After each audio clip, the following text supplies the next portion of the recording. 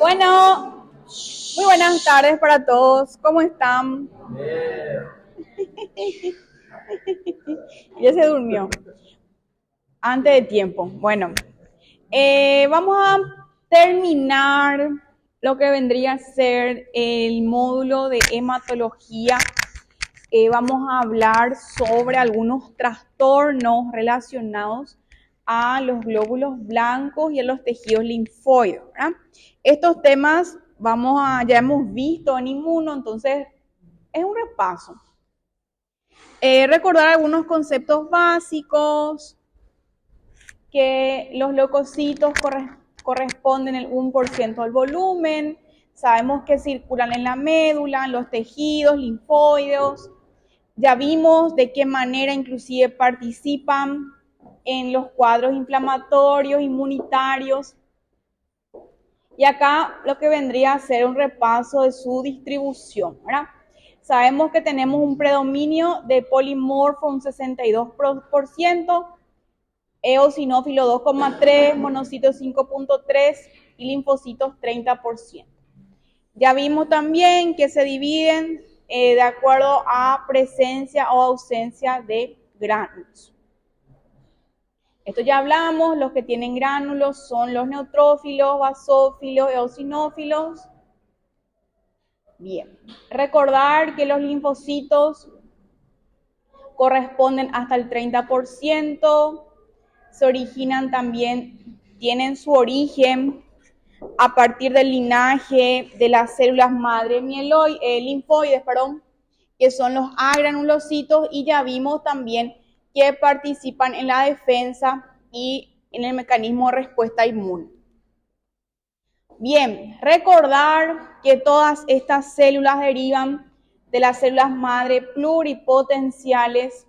Existen, ¿verdad?, las células progenitoras de acuerdo al linaje, si es mieloide o si es linfoide, y luego tenemos las células unipotenciales que dan origen, ¿verdad?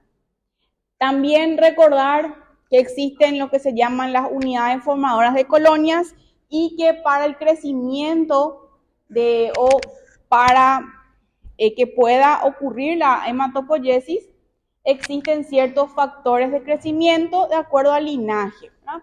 Que es la EPO, que es necesaria para los glóbulos rojos, la unidad formadora de colonias de granulocitos y los de megacariocitos, ¿verdad?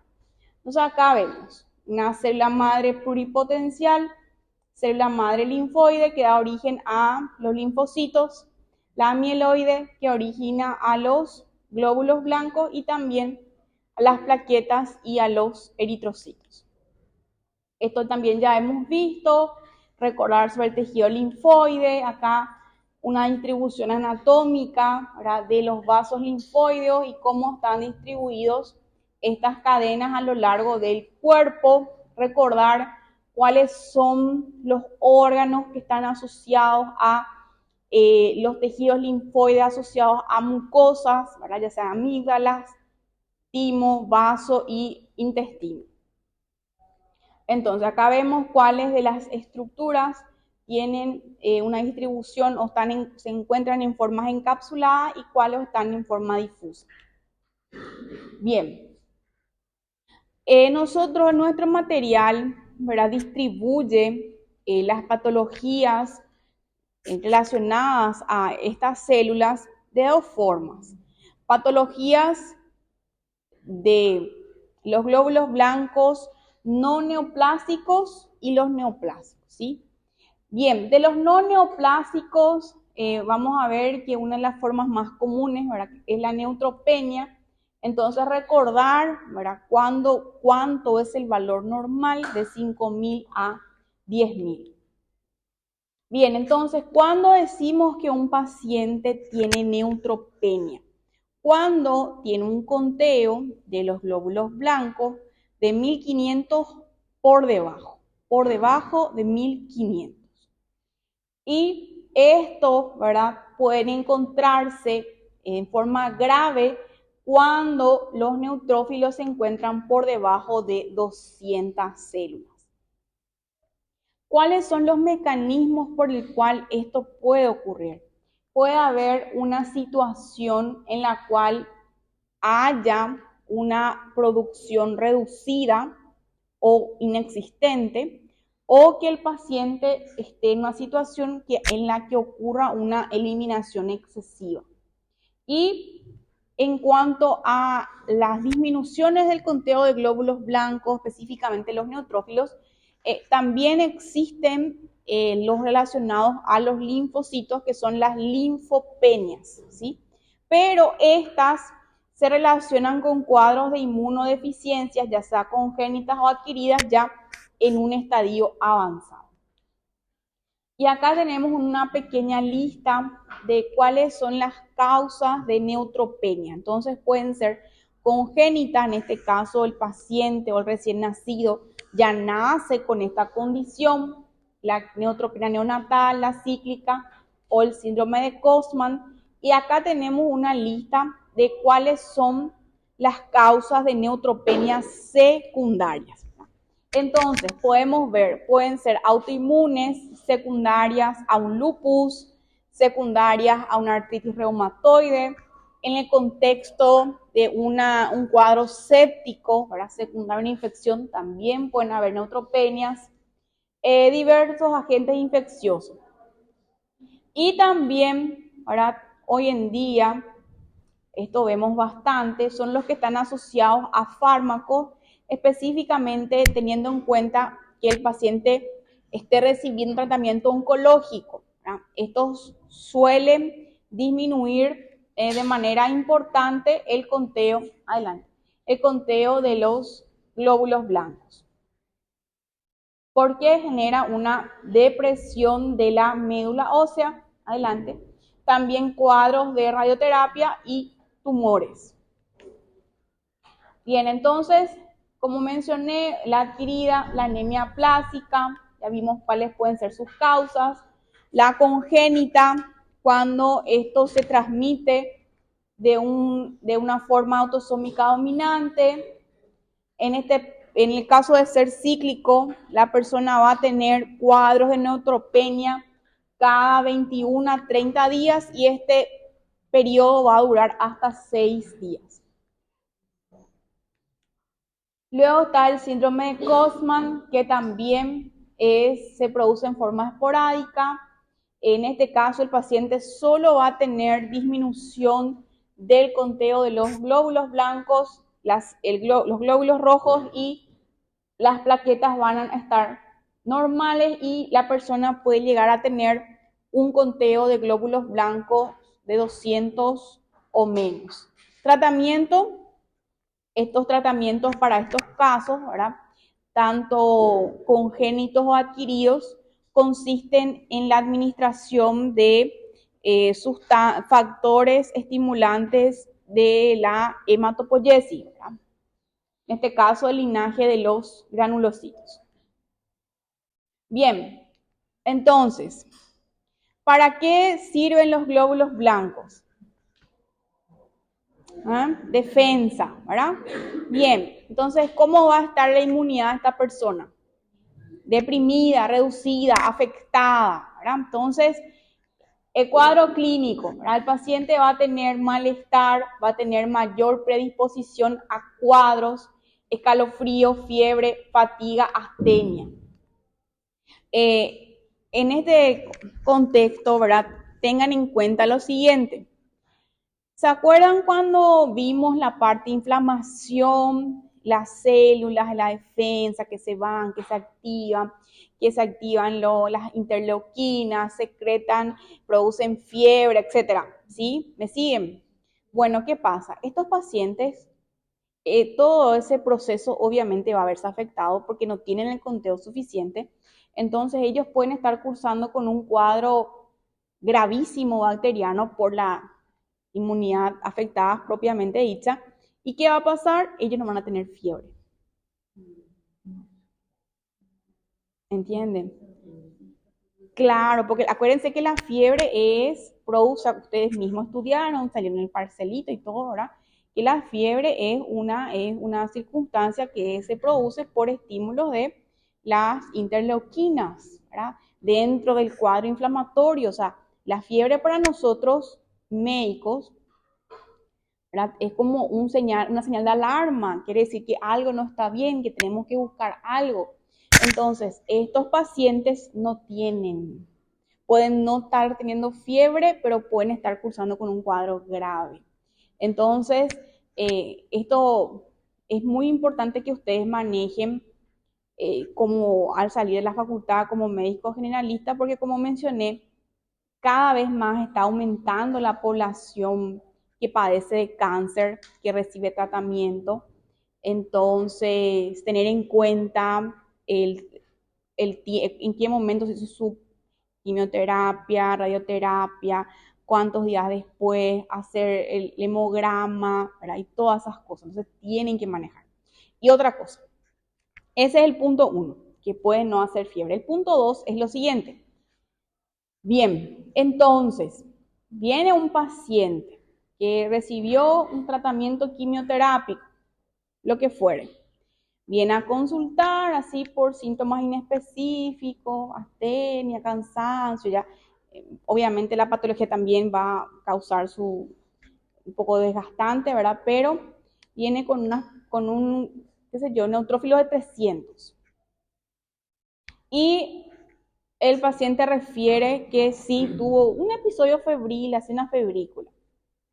Bien, entonces, teniendo en cuenta esa premisa, ¿cómo vamos a manejar este paciente? ¿Qué van a hacer ustedes?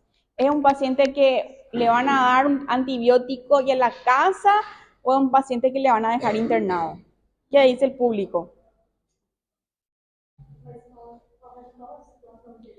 Un paciente oncológico, recibió tratamiento quimioterápico, 5 días post-quimio, viene por astenia generalizada, te dice que hizo un pico febril aislado y neutrófilos de 300. Internación, sin duda, ¿sí? Porque, acuérdense, ellos tienen, las personas, y esto no solamente oncológico, cualquier persona que curse con un episodio de disminución de los neutrófilos tienen las defensas totalmente afectadas. Entonces, lo que para nosotros puede ser un cuadro febril, puede ser cualquier cosa, para ellos puede ser un cuadro séptico grave. Entonces, primera premisa, no se va a ir a la casa, va a quedar internado y es más, va a recibir tratamiento antibiótico de amplio espectro. O sea, va a recibir uno para cubrir gérmenes hospitalarios, para cubrir más todavía si le dice que tuvo diarrea, entonces hay que cubrir gram negativos, ¿verdad?, etc. Entonces, generalmente luego se da, qué sé yo, banco, con pípera banco o inclusive meropen en banco. O sea, son pacientes que reciben tratamiento de amplio espectro por la condición, ¿verdad?, inmunitaria afectada. Entonces, ese punto también tienen que tener en cuenta, ¿verdad? ¿Por qué? Porque la evolución de ellos, ¿verdad?, por esa situación, si no se toman las medidas pertinentes, pueden ser muy graves, ¿verdad? Y aparte de ello, también tenemos que ir evaluando, ya en este caso, si ustedes son hematólogos o derivar a hematología, a administrar lo que les mencioné sobre los factores estimuladores para que puedan volver a estimular, que esa médula que está afectadita pueda volver a producir sus propios glóbulos blancos, ¿verdad? Ese recibe el nombre comercial de filgastrin. ¿Alguien escuchó hablar? Filgastrin se llama. Anótenlo hacia algún día por ahí. Entonces, paciente que tiene una neutropenia, tener en cuenta si una neutropenia febril es un cuadro gravísimo y en el contexto de tratamiento, evaluar, administrar algo para que pueda elevar su inmunidad. Porque en el caso de estos, por ejemplo, son cíclicos, o sea, una vez que pase el efecto va a volver a recuperar su crecimiento normal, por decir así. Ese es lo importante que tienen que manejar respecto a las neutropenias. Bien, dentro de las enfermedades también que afectan a los glóbulos blancos y que no son neoplásicas de forma directa, porque vamos a ver que pueden ser factores de riesgo. Está el virus Epstein-Barr, que se caracteriza por afectar al sistema linfomononuclear. Suele estar presente en todas las personas humanas, pero es un cuadro que es más común de aparecer en adolescentes y jóvenes, ¿verdad?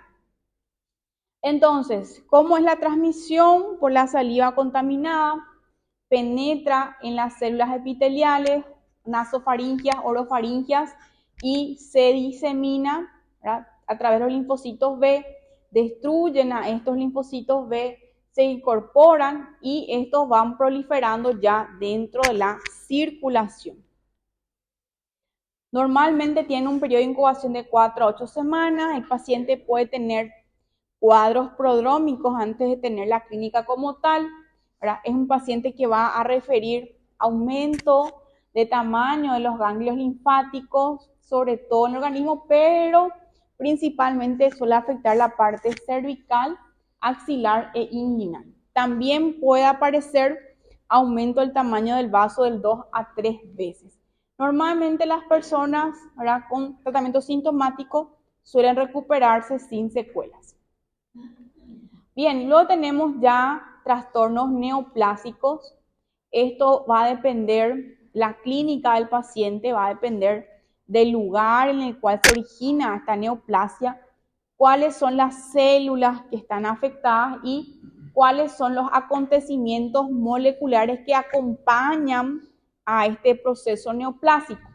Entonces, tenemos las que son de las series linfoides, de las series mieloides y las que afectan a los histocitos, ¿sí? Entonces, linfoides son los linfomas, vamos a ver enseguida, el Hodgkin, no Hodgkin, principalmente también las leucemias que tienen afectación linfática y las afectaciones de las células plasmáticas se consideran de origen linfoide. Mieloide tenemos entonces los que afectan a los granulocitos, hematías y plaquetas y los histocitos. Bien, entonces los linfomas tenemos principalmente los dos tipos, ¿verdad? El Hodgkin y no Hodgkin.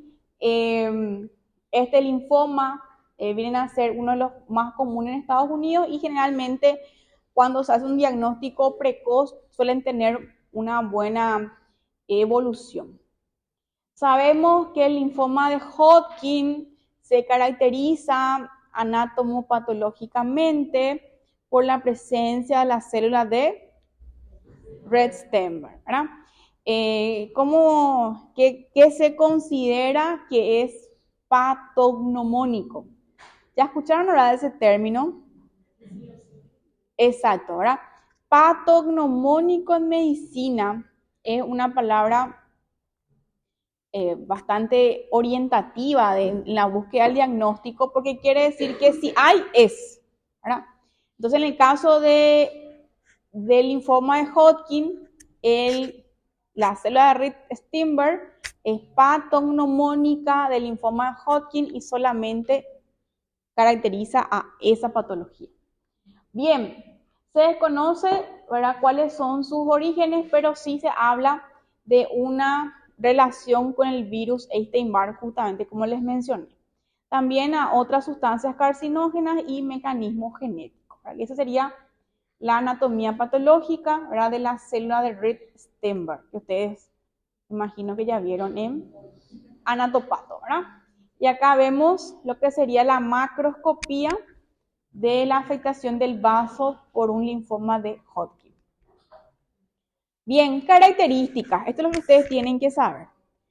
Porque el día de mañana ustedes ya tienen que estar formadas, así, como médicos generales, ¿verdad? Tenemos que tener un conocimiento independiente, como siempre les digo, independientemente a la especialidad que elijan, tenemos que manejar ciertos conceptos generales. Bueno, esto también. Entonces, tener en cuenta cuándo pensar en Hodgkin y cuándo no pensar en no Hodgkin, ¿verdad?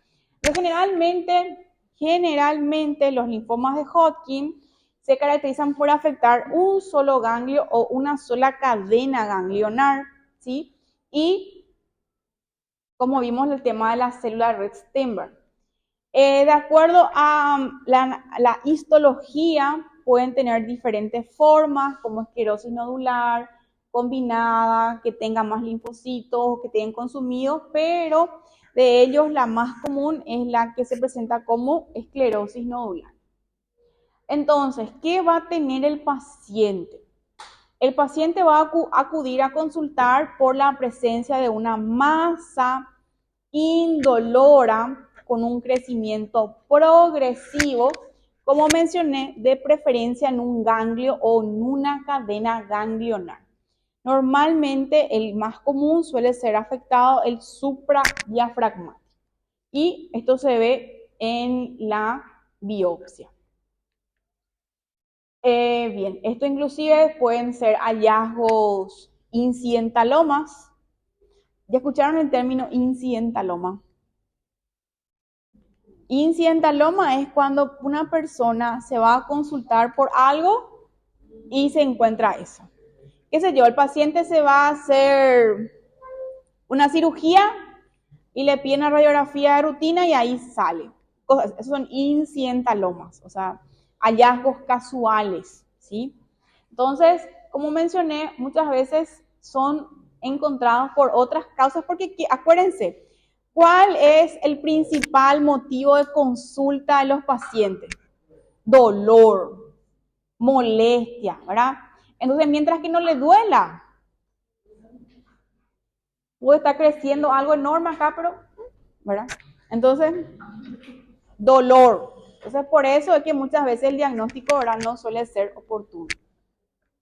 También van acompañados de otros síntomas, ¿verdad? Que pueden ser el prurito y la fiebre intermitente. O sea, el paciente se va a quejar de picazón y fiebre. Normalmente esto ya está relacionado también ya al proceso neoplásico en sí.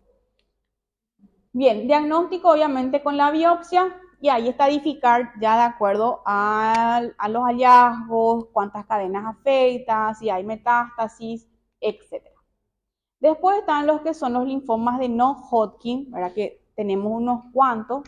Ahí abarca a las células, al linfoma de las células B, que es de Burkitt, por ejemplo, las células T también, ¿verdad? En este caso, la de Burkitt está asociado también al Epstein-Barr, entonces tema de examen ya, ¿verdad? ¿Cuáles son las patologías asociadas al virus Epstein-Barr? Ya vimos, no Hodgkin y el linfoma de Burkitt. También está asociado a la infección por el virus del linfoma de células T, al VIH y al Helicobacter pylori. También la patogenia se origina por la transformación maligna de las células T o B y generalmente su origen radica a partir de las células B. Al igual que el linfoma de Hodgkin, también pueden tener diferentes formas de manifestaciones, folicular, difuso o centrocítico, y también de acuerdo, obviamente, al momento en el cual ocurrió este diagnóstico, ¿verdad? Puede ser de bajo grado, intermedio o alto grado. Y acá vemos lo que vendrían a ser el linfoma difuso.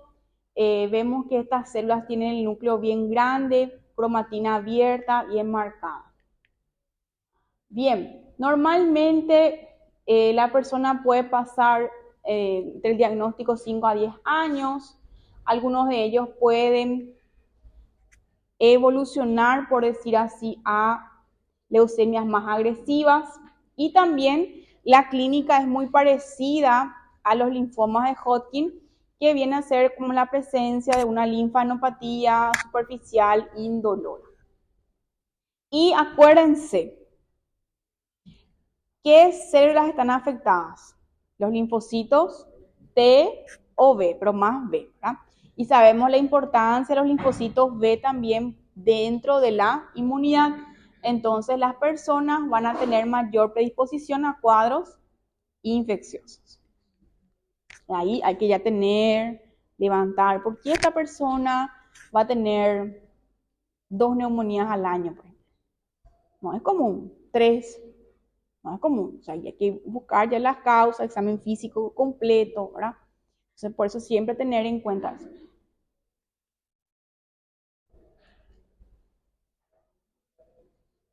Bueno, tengo que hablar porque yo sé, entiendo que nosotros tenemos que aprender a ser como tiene que ser, ¿verdad? En el día en que ustedes sean especialistas, eh, no se olviden, ¿verdad? De siempre tratar de hacer el examen físico completo. Sabemos que hoy en día, creo que suelo ver así, que tienen que atender 60 pacientes en 3 horas, no sé qué, ¿verdad? En fin, a veces es un poco complejo y eso también muchas veces hace que se dejen de lado ciertos hábitos, pero hago hincapié en no olvidar y tratar de, por lo menos en un paciente que tenga una historia así medio inconclusa, entonces tratar de ver, buscar para hacer un examen físico completo, ¿verdad? En estos casos, por ejemplo, una enopatía indolora, capaz, mira, ni te cuenta el paciente, entonces hay que indagar, hay que hacer que el paciente pueda tener, que te pueda contar más, ¿verdad? ¿Y qué más? Etcétera. En fin, no se olviden también de eso. Y también estos pacientes suelen tener riesgo de afectación neurológica, ¿verdad? Muchas veces por eso ya se hace tratamiento profiláctico, porque por esa alta prevalencia. Y acá tienen la estadificación de acuerdo a el momento del diagnóstico, la afectación, la distribución, etcétera.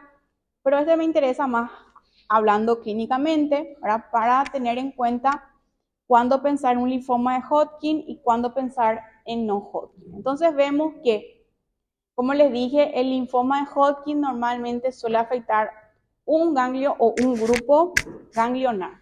En cambio, el no Hodgkin generalmente afectan varias cadenas de adenopatías periféricas. La forma de diseminación del Hodgkin es por contigüidad, este es no contigua. Normalmente en el Hodgkin no suelen afectar la parte mesentérica y el anillo de Waldeyer, cosa que sí ocurren en el no Hodgkin, y también en el Hodgkin es rara la afectación extraganglionar. Entonces son pequeños datos clínicos que pueden orientarnos, ¿verdad? Mientras estamos aguardando la biopsia del paciente. Bien, luego tenemos el linfoma de Burkitt, que es más común, es endémico en algunas partes de África, afecta principalmente niños y jóvenes, y se caracteriza por la afectación de la mandíbula o la región superior, perdón, el maxilar. En este caso, el linfoma de Burkitt suele estar asociado a un cariotipo, a traslocaciones del gen MYC en el cromosoma 8 principalmente. Pero también hay otros tipos de traslocaciones, como el cromosoma 14, o también afectación de las cadenas ligeras, en el 2 y en el 22. Pero el más común es este, ¿no? Entonces, gen MYC, cromosoma 8. Estas son preguntas así que suelen salir en los exámenes. En CONAREM, por ejemplo, suelen preguntar así. ¿Cuál es el cariotipo más asociado al linfoma de Burkitt? Sepan, gen MYC, cromosoma 8. Anoten en algún lado así, su cabecita. Quede grabado. Y acá vemos la ectoscopía, ¿verdad?, del paciente. Como mencioné, afectación de la mandíbula o el maxilar superior. Bueno, luego tenemos las leucemias, que también son afectaciones de la serie blanca. Acá vemos cómo se pueden clasificar dependiendo si afecta a los linfocitos o a la serie mielógena, y de acuerdo a si es agudo o si es crónico, ¿verdad? Entonces, generalmente las linfocíticas afectan a los linfocitos inmaduros y progenitores, y las mielocíticas las células mieloides. Y acá vemos lo que vienen a ser los linfoblastos y los mieloblastos. Bien, esto es un cuadro donde habla ya de las características Esto es anatomopatológicamente, para poder el momento que se haga la biopsia y cuáles son los hallazgos que caracterizan a cada uno de ellos, ¿verdad?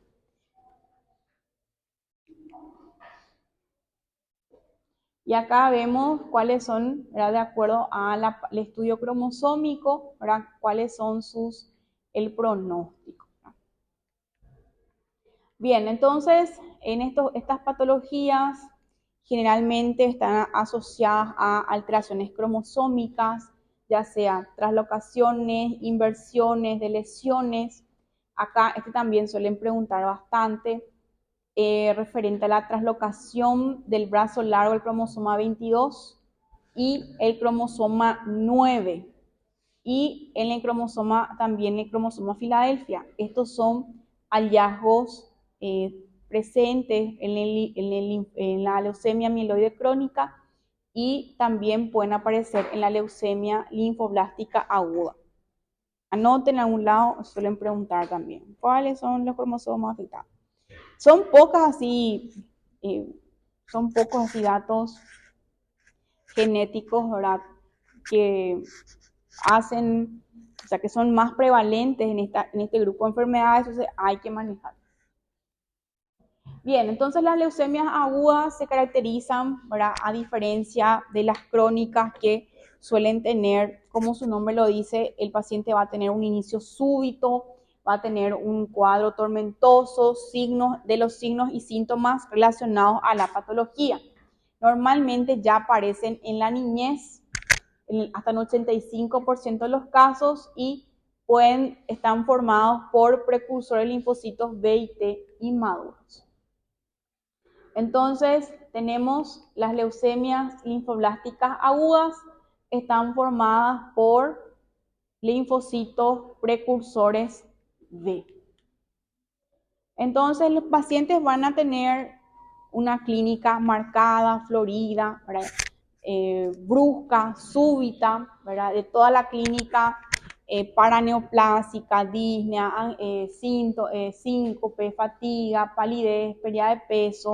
Nuevamente hago hincapié, son pacientes que tienen afectada la parte de los glóbulos blancos, entonces la inmunidad va a estar afectada, entonces van a tener infecciones a repetición, contusiones fáciles, epistaxis y otros tipos de hemorragia.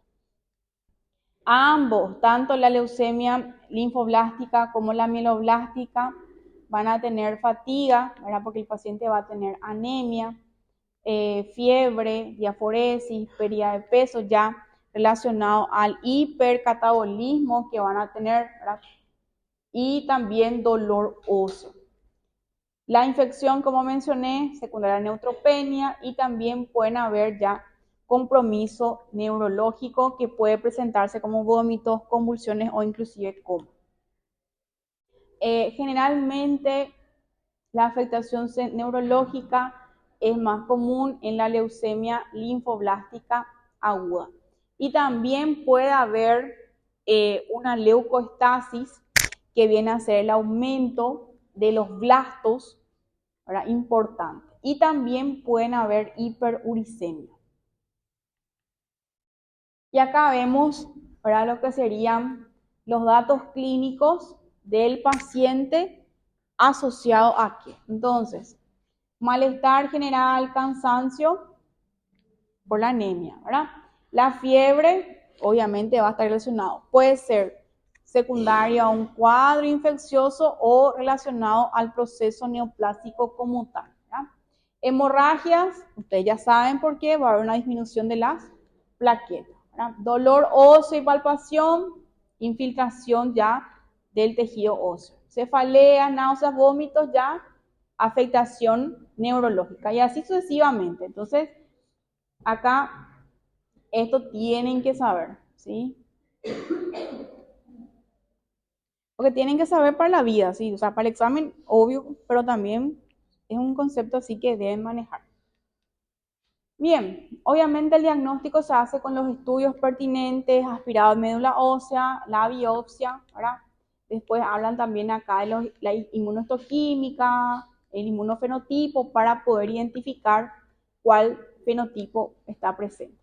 Y tratamiento obviamente va a depender del estadio, ¿verdad? Si es para inducción, intensificación, mantenimiento o profilaxis, ¿verdad? Ya como más aún si es una leucemia linfoblástica aguda, entonces ya se hace una profilaxis para evitar que tenga una diseminación neurológica, entonces ya recibe. Acuérdense, profilaxis es antes de que ocurra.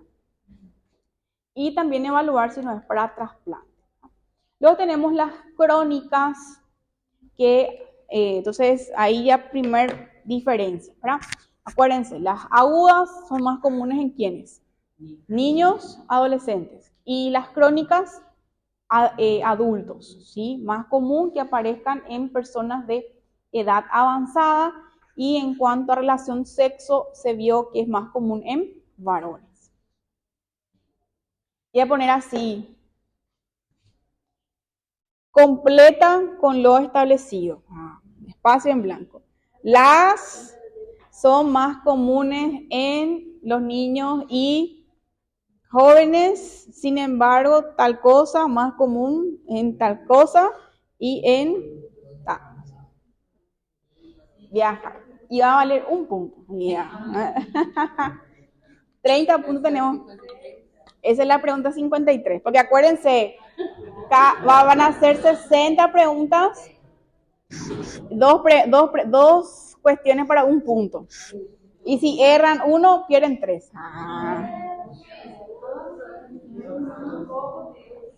No quieren ver.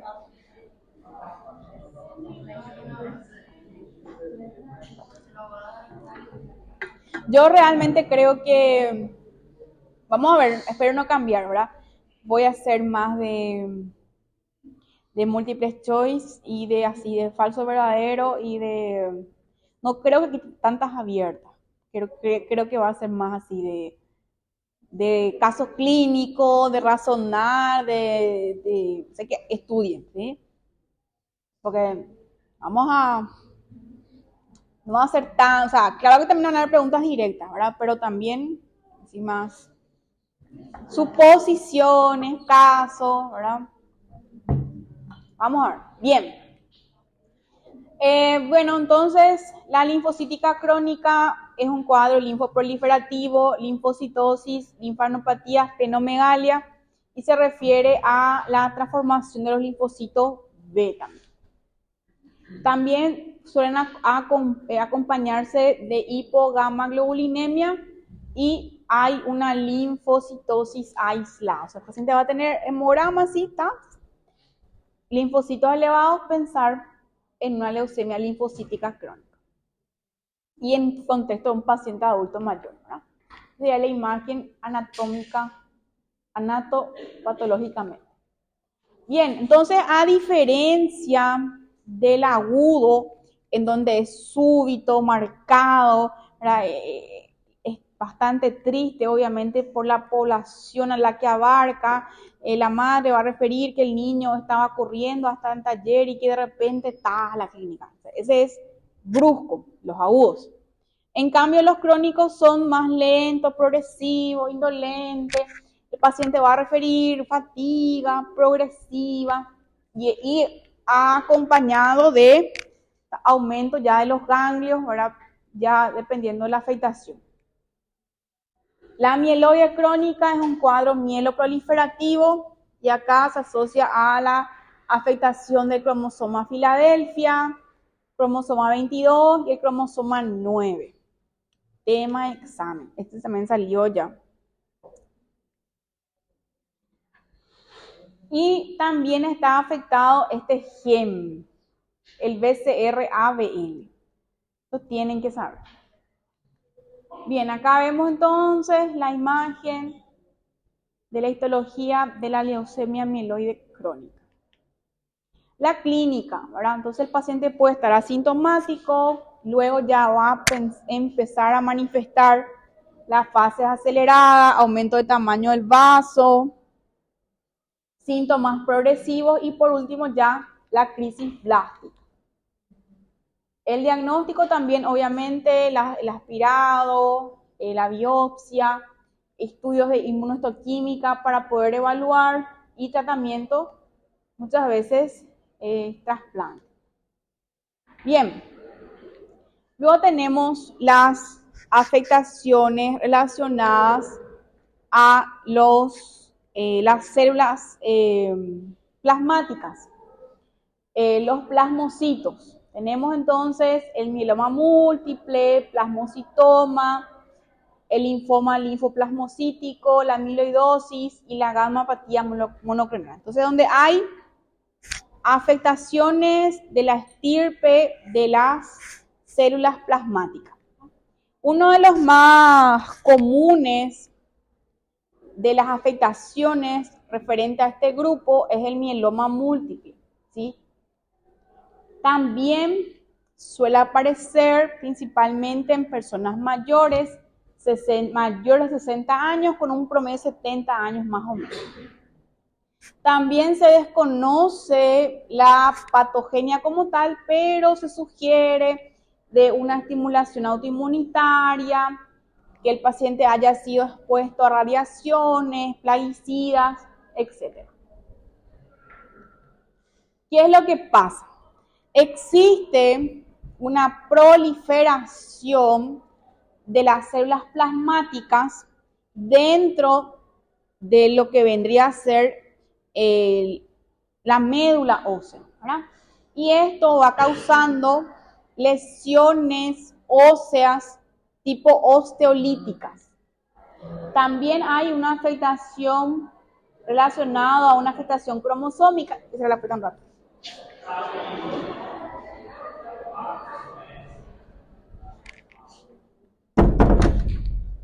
También hay una afectación cromosómica y también aclaramos el gen afectado. Bien, ¿qué es lo que va a tener el paciente? Entonces, van a haberse afectado los huesos, específicamente los huesos planos y la médula ósea. Entonces, hay una proliferación de los osteoclastos, que sabemos que su función, ¿qué es? ¿Qué hacen los osteoclastos? Destruyen, ¿verdad? Entonces va a haber un aumento de la resorción ósea. Entonces en la radiografía se van a ver lesiones osteolíticas. O sea, el hueso se va a ir carcomiendo, serían términos comunes, ¿verdad? ¿Sí? Obviamente sabemos que esto va acompañado de ¿qué? ¿Aumento de qué? Fracturas. ¿Por qué? Porque el hueso va a estar debilitado, ¿verdad? Va a ser como si fuera solamente una lámina, ¿verdad? Todo su componente va a verse afectado. Entonces, aumento de fracturas. Y nuevamente, sabemos la importancia también de las células plasmáticas, ¿verdad? ¿Qué producían las células plasmáticas? Las Bueno, entonces, ¿cómo va a estar la defensa de ese paciente? Afectado. Entonces va a haber disminución de las inmunoglobulinas, entonces va a haber una mayor susceptibilidad a infecciones bacterianas. Entonces, ¿por qué va a venir a consultar el paciente? ¿Qué va a ser su clínica principal? Infecciones y si es que el hueso se va a carcomer, no va a doler, dolor, ¿verdad? Dolor óseo. Entonces acá volvemos al dibujito. Entonces el paciente va a tener presencia de lesiones osteolíticas, dolor de huesos. Acuérdense, el calcio, ¿dónde se guarda? En los huesos. Entonces, si hay un aumento de resorción, el calcio, ¿qué va a pasar? Va a salir. Entonces el paciente va a tener hipercalcemia, ¿sí? Entonces, dolor, hipercalcemia y fracturas patológicas. También, como las células plasmáticas van a estar aumentadas, ¿verdad? También pueden causar afectaciones renales, en la médula ósea, anemia, neutropenia, hiperviscosidad y, como mencioné, infecciones recurrentes. El análisis en la médula ósea, ¿verdad? Como mencioné, en la radiografía se van a ver las lesiones en sacabocados relacionadas a las lesiones osteolíticas y también evaluar en la orina la proteína de Bence-Jones. que es el diagnóstico de mieloma múltiple. Tratamiento, quimioterapia o también se puede hacer trasplante. Y eso es todo. Tenemos tiempo. Bueno, vamos a